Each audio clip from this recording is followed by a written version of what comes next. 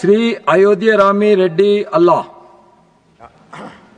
Thank you, Chairman Sir, for giving me the opportunity to present my views on the statutory resolution seeking to extend the Water Prevention and Control of Pollution Amendment Act 2024 to the state of Manipur.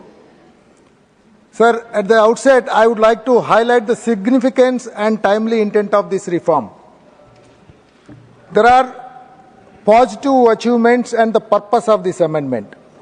Modernization and uniformity of water governance is one of the most important. This amendment updates the nearly 50-year-old Water Act of 1974 by aligning state frameworks with modern environmental standards. Uniform norms for consent, exemptions, and enforcement promote consistency across states, particularly important for shared river basins. By shifting minor violations from criminal courts to adjudicating officers, the law promises speedy disposal of cases. This reduces pendency and ensures that environmental penalties are timely and effective. Decriminalizing petty and technical violations reduces harassment for genuine enterprises. Yet the graded penalty structure going up to 15 lakh rupees ensures that accountability is not compromised. Sir, there are some key recommendations I would like to bring into this act.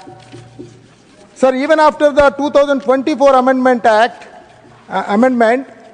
focuses predominantly this act predominantly focuses on surface water pollution only. Groundwater protection is a glaring omission. More than 50% of Indians still are dependent on groundwater. This need to be brought in. The institutional framework governing groundwater remains fragmented and ineffective. The Central Groundwater Board lacks statutory authority, and its responsibility for groundwater regulation is undermined by the argument that water is a state subject.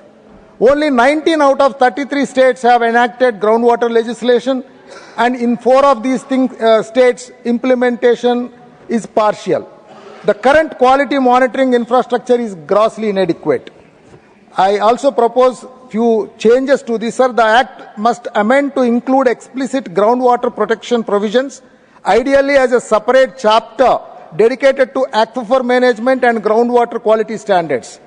This should include mandatory groundwater quality monitoring with annual public reporting requirements similar to surface water monitoring obligations.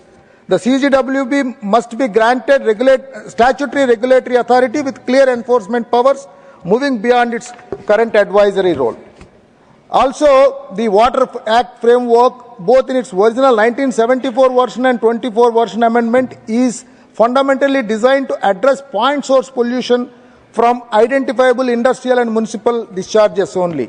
Diffuse or non-point source pollution arising from agriculture runoff, urban stormwater, construction sites, and land use activities receives minimal attention despite contributing to more than 30-40% of pollution.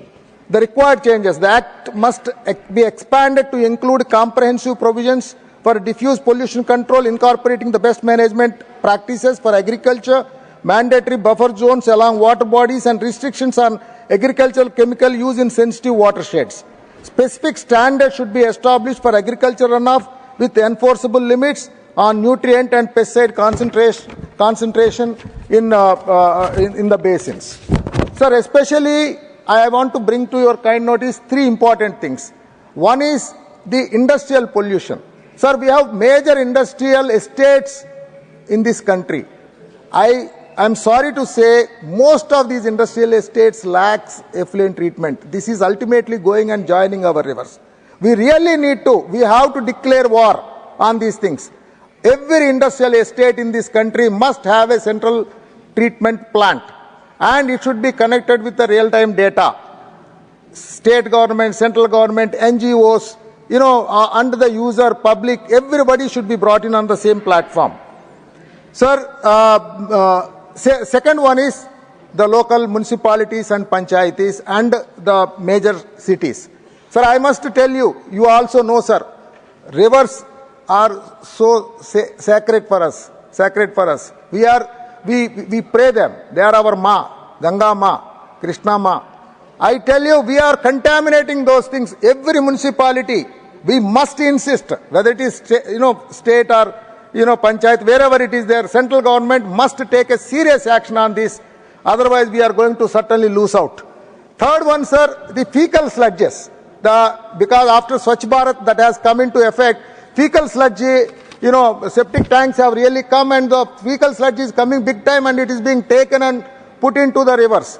Actually, this we have to take it very, very seriously, sir. And also for large industries and individual industries, fixed penalties may